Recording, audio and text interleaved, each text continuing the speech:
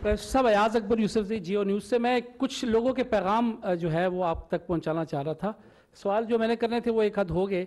आपने एक तकरीब में इसी वज़ीर-ए-आज़म हाउस में ऐलान किया था कि स्पोर्ट्स डिपार्टमेंट जो हैं वो आप फिल फोर उसको बहाल करेंगे।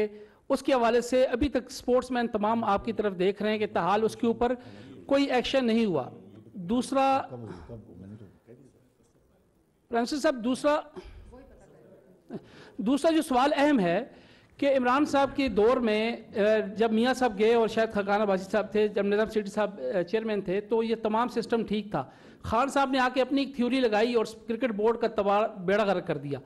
लोग आपकी तरफ देख रहे हैं कि एक साल तकरीबन 7-8 महीने हो गए, एक साल से रमीज राजा साहब बैठे हैं। लोग आपकी तरफ देख रहे हैं कि क्रिकेट बोर्ड में तब्दीली क्यों नहीं आ रही, क्या प्रेशर है कि अभी तक आप इस पर कोई फैसला नहीं कर सके?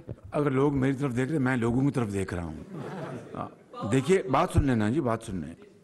पहली बात ये कि स्पोर्ट्स के जो डिपार्टमेंट स्पोर्ट्स में दोबारा उसमें शुरू किया जाए, मैंने ऑर्डर्स बिल्कुल दिए थे और मुझे अभी जो हमारे एडवाइज़र हैं उन्होंने कहा कि ये हमने 1-2 दिन पहले इसके ऊपर ऑर्डर्स कर दिए हैं।